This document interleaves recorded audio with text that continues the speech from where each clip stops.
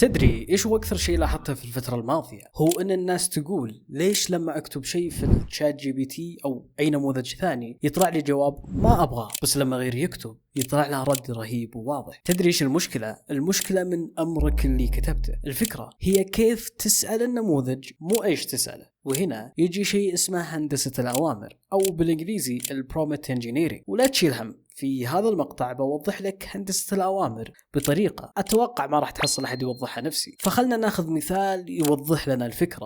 الحين لو بحثت في اليوتيوب وكتبت أفضل قناة، حرفيا بتطلع لك نتائج عامة، لأن اليوتيوب ما يعرف قصدك أفضل قناة من أي مجال، فبالتالي بيطلع لك قنوات عامة. بس لو بحثت بأفضل قناة لتبسيط التقنية باللغة العربية، هنا الوضع بيختلف. بالصيغة هذه بيفهمك أكثر ويمكن حتى يقترح لك قناتي. فبالتالي بنفس الفكرة مع نماذج الذكاء الاصطناعي، لو كتبت لأي نموذج اشرح لي الذكاء الاصطناعي بيعطيك شرح عام، لكن لو كتبت اشرح لي الذكاء الاصطناعي لشخص عمره 22 سنة فاهم في التقنية وتخصص حاسب ويتكلم عربي، هنا بيكون الرد خاص فيك. وهذا هو جوهرة هندسة الأوامر، انك تكتب أمر بدقة وبوضوح وبتفصيل. بس قبل ما نكمل لازم تعرف شيء مهم، وهو ان هندسة الأوامر صارت مهارة مهمة مطلوبة اليوم، وصدقني بتصير أهم في المستقبل. فبالتالي تعلمك لها اليوم بيفرق معك كثير، بيفرق في شغلك ودراستك حتى حياتك اليومية. طيب أكيد الحين بتقول لي يا أخي اخلص علينا وقول لي كيف أصير مهندس أوامر. طيب ببساطة لازم تطبق 4 خطوات، وما بتقدر تهندس الأمر وتلاحظ الفرق في إجابات النموذج حتى تطبقها كلها. فخلنا ناخذ أمر كمثال نطبق عليه الخطوات ونشوف كيف بيصير بعد ما نطبق عليه الخطوات. الأمر مثلا بيكون اشرح لي مفهوم الذكاء الاصطناعي. راح ناخذ هذا الأمر ونطبق عليه الخطوات، وفي النهاية بنشوف كيف يصير. والحين بنبدأ بأول خطوة. أول خطوة نطبقها على الأمر هي السياق.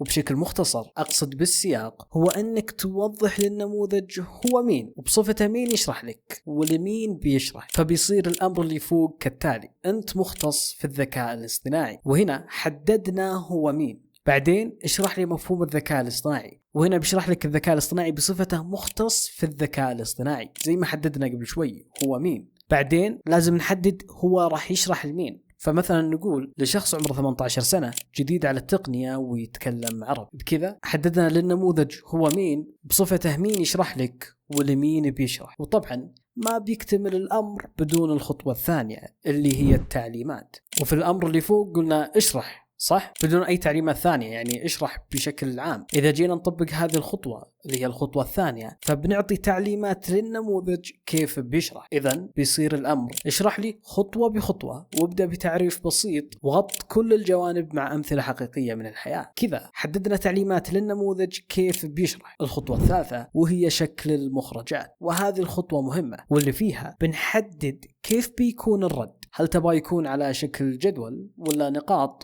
ولا ملخص ولا حتى قصة؟ وبرضو تقدر تفصل الشكل. مثلا لو اخترت جدول فتقدر تحدد عدد الأعمدة وعدد الصفوف. فبالتالي الأمر بيصير اشرح لي على شكل قصة خطوة بخطوة، وبقية الأمر نفس ما هو. وطبعا لو طبقت كل الخطوات بدون هذه الخطوة فما كانك سويت شيء. الخطوة التالية والأخيرة هي القيود، ومن اسمها يعني نقيد النموذج بحيث ما يجيب أشياء ما تبغاها. مثلا تحدد له اللغة اللي بيتكلم فيها وحتى اللهجة والأسلوب. تحدد طول الرد المناسب، مثلا طويل ومفصل ولا متوسط الطول. فالأمر اللي كتبناه بيصير اشرح لي بلغة عربية واضحة بأسلوب بسيط ومنطقي بدون مصطلحات تقنية وبطول متوسط. هنا قيدناه بأنه يلتزم بلغة عربية واضحة وبأسلوب بسيط ومنطقي، وأنه ما يجيب لك مصطلحات تقنية، وطول الرد حيكون متوسط. وبكذا خلصنا ال4 خطوات. فخلنا الحين نجرب الأمرين ونشوف فرق الرد.